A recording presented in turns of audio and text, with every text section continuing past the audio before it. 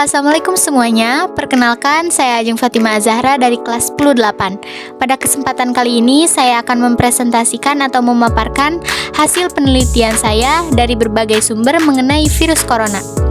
Tujuan dari dibuatnya video ini adalah untuk memenuhi salah satu tugas mata pelajaran biologi yang diampu oleh Ibu Airisma Ilmiati. Baik, langsung saja ke pembahasan. Apa itu virus corona?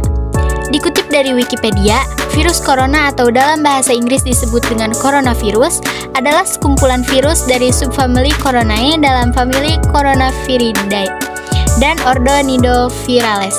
Kelompok virus ini yang dapat menyebabkan penyakit pada burung, ikan, dan mamalia. Pada manusia, coronavirus menyebabkan infeksi saluran pernapasan yang umumnya ringan seperti pilek, meskipun beberapa bentuk penyakit seperti SARS, MERS, dan COVID-19 sifatnya lebih mematikan. Manifestasi klinis yang muncul cukup beragam pada spesies lain, contohnya pada ayam, coronavirus menyebabkan penyakit saluran pernapasan atas, sedangkan pada sapi dan babi menyebabkan diare. Virus corona pertama kali terdeteksi di Wuhan, Cina pada akhir tahun 2019. Kasus awalnya terkait dengan pasar hewan di kota tersebut, di mana beberapa pasien menunjukkan gejala mirip pneumonia. Virus ini kemudian dikenal sebagai SARS-CoV-2 penyebab COVID-19. Para ilmuwan percaya bahwa virus ini berasal dari hewan, kemungkinan besar kelelawar, yang kemudian menular ke manusia melalui perantara hewan lain.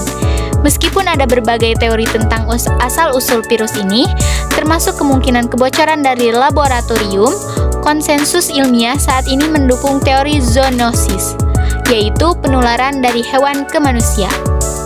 Sumber ini diambil dari percakapan dengan AI Copilot pada tanggal 1 Oktober 2024. Kasus pertama COVID-19 di Indonesia diumumkan pada tanggal 2 Maret 2020 oleh Presiden Joko Widodo. Dua orang yang terkonfirmasi positif adalah seorang ibu berusia 64 tahun dan putrinya yang berusia 31 tahun, yang tinggal di Depok, Jawa Barat.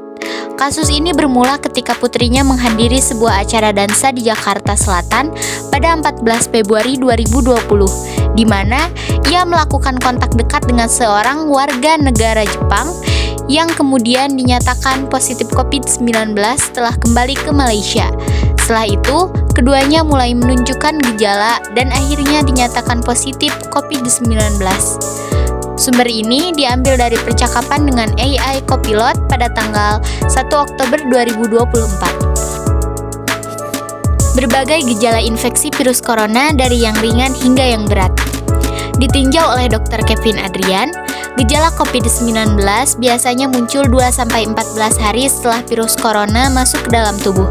Berdasarkan tingkatan keparahannya, gejala infeksi virus corona terbagi menjadi 3 kategori, yaitu yang pertama gejala infeksi virus corona kategori ringan. Gejala infeksi virus corona yang bersifat ringan menyerupai gejala flu, seperti demam, batuk kering, mudah merasa lelah, dan cegukan. Terkadang, gejala tersebut juga disertai sakit tenggorokan, pilek, atau sakit kepala, menjadikan gejala COVID-19 menyerupai gejala demam berdarah. Ciri khas dari gejala infeksi virus corona ringan adalah tidak adanya sesak napas atau gangguan pernapasan berat. Gejala-gejala tersebut juga biasanya dapat mereda atau membaik dengan sendirinya dalam waktu 7-10 hari. Kedua, gejala infeksi corona kategori sedang. Gejala infeksi virus corona termasuk kategori sedang apabila terdapat gejala batuk atau demam, namun lebih parah daripada gejala infeksi virus corona ringan. Batuk yang dirasakan oleh penderita infeksi virus corona kategori sedang juga bisa berlangsung lebih lama. Dan yang terakhir, gejala infeksi corona kategori berat atau parah. Gejala COVID-19 kategori berat umumnya menyerupai gejala infeksi paru-paru atau pneumonia, yang ditandai dengan sesak napas parah hingga membuat penderitanya sulit untuk beraktivitas dan berbicara. Selain itu, sesak napas juga bisa terjadi meski penderita hanya melakukan aktivitas ringan atau bahkan saat istirahat. Jika tidak segera mendapatkan penanganan, penderita COVID-19 dengan gejala berat beresiko tinggi terkena komplikasi yang berbahaya seperti gagal napas, hipoksia, atau kekurangan oksigen, dan shock. Untuk mencegah penularan virus corona atau COVID-19, ada beberapa langkah yang bisa diambil. Yang pertama, mencuci tangan dengan benar. Cuci tangan dengan sabun dan air mengalir selama setidaknya 20 detik. Jika tidak ada sabun dan air, gunakan hand sanitizer dengan kandungan alkohol minimal 60%. Yang kedua, menggunakan masker. Pakai masker yang menutupi hidung dan mulut, terutama saat berada di tempat umum atau keramaian. Yang ketiga, menjaga jarak fisik. Hindari kontak dekat dengan orang lain, jaga jarak minimal 1 meter. Yang keempat, mendapatkan vaksin COVID-19. Vaksinasi membantu membentuk kekebalan tubuh terhadap virus corona yang mengurangi resiko gejala berat. Yang kelima, menghindari kerumunan. Batasi berada di tempat ramai dan pastikan ruangan memiliki ventilasi yang baik. Dan yang terakhir, menjaga kebersihan lingkungan, rutin membersihkan permukaan yang sering disentuh seperti gagang pintu, meja, dan ponsel. Sumber ini diambil dari percakapan dengan AI Copilot pada tanggal 1 Oktober 2024. Cara mengobati yang terjangkit virus corona. Mengobati COVID-19 tergantung pada tingkat keparahan gejala yang dialami. Berikut adalah beberapa cara yang dapat dilakukan untuk mengobati gejala COVID-19, terutama yang ringan, di rumah. Yang pertama, istirahat yang cukup. Yang kedua, tetap terhidrasi. Yang ketiga, mengonsumsi obat pereda gejala. Yang keempat, menggunakan humidifier. Dan yang terakhir, pantau gejala. Untuk kasus yang lebih parah, perawatan di rumah sakit mungkin diperlukan, termasuk penggunaan obat-obatan seperti remdesivir atau terapi oksigen. Selalu konsultasi dengan tenaga medis untuk mendapatkan penanganan yang tepat. Sumber ini diambil dari percakapan dengan AI Copilot pada tanggal 1 Oktober 2024. Dampak virus corona terhadap gaya hidup manusia. Pandemi virus corona COVID-19 telah membawa perubahan besar pada gaya hidup manusia di berbagai aspek. Berikut beberapa dampak utamanya. Yang pertama, terhadap kesehatan dan kebersihan. Pandemi meningkatkan kesadaran dan pentingnya kebersihan dan kesehatan. Banyak orang mulai rutin mencuci tangan, menggunakan masker, dan menjaga jarak sosial untuk mencegah penyebaran virus. Yang kedua, pekerjaan dan pendidikan. Banyak perusahaan dan institusi pendidikan beralih ke sistem kerja dan belajar dari rumah. Ini mengubah dinamika kerja dan belajar, serta meningkatkan penggunaan teknologi digital. Yang ketiga, sosial dan keluarga. Pembatasan sosial membuat banyak orang menghabiskan lebih banyak waktu di rumah bersama keluarga. Namun, ini juga meningkatkan stres dan tantangan dalam mengelola pekerjaan dan kehidupan pribadi secara bersamaan. Yang keempat, ekonomi. Banyak sektor ekonomi terdampak, terutama industri pariwisata, perhotelan, dan retail. Banyak orang kehilangan pekerjaan atau mengalami penurunan pendapat, yang memaksa mereka untuk lebih hemat dan mengubah pola konsumsi. Dan yang terakhir, lingkungan. Pembatasan aktivitas manusia selama pandemi berdampak positif pada lingkungan. Emisi karbon dan polusi udara menurun secara signifikan karena berkurangnya aktivitas industri dan transportasi. Pandemi ini memang membawa banyak tantangan, tetapi juga memberikan pelajaran berharga tentang pentingnya kesehatan, teknologi, dan solidaritas sosial.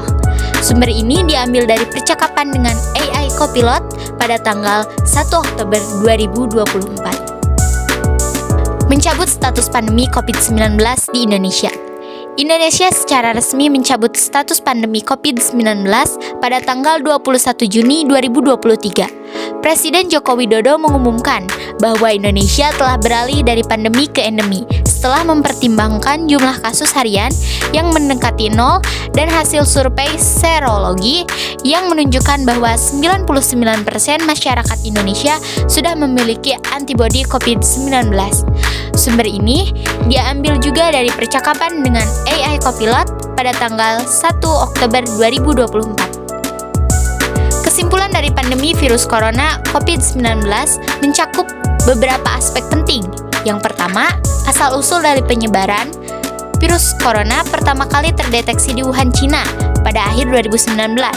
Virus ini menyebar melalui droplet, pernapasan, dan kontak langsung dengan permukaan yang terkontaminasi. Yang kedua, dampak kesehatan.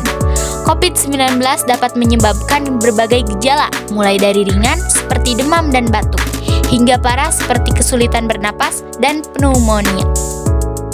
Virus ini sangat mematikan, terutama bagi kelompok rentan seperti lansia dan orang dengan kondisi kesehatan tertentu. Yang ketiga, tindakan pencegahan. Pencegahan penyebaran virus melibatkan langkah-langkah seperti memakai masker, mencuci tangan secara teratur, menjaga jarak fisik, dan vaksinasi. Vaksin telah terbukti efektif dalam mengurangi keparahan penyakit, angka kematian. Yang keempat, dampak sosial dan ekonomi. Pandemi ini telah menyebabkan gangguan besar pada kehidupan sehari-hari, ekonomi, global, dan sistem kesehatan. Banyak negara memperlakukan lockdown dengan membatasi sosial atau mengendalikan penyebaran virus. Dan yang terakhir, pelajaran yang dipetik. Pandemi ini menyoroti pentingnya kesiapsiagaan global terhadap wabah penyakit, kerjasama internasional dalam penelitian dan distribusi vaksin, serta perlu sistem kesehatan yang kuat dan responsif.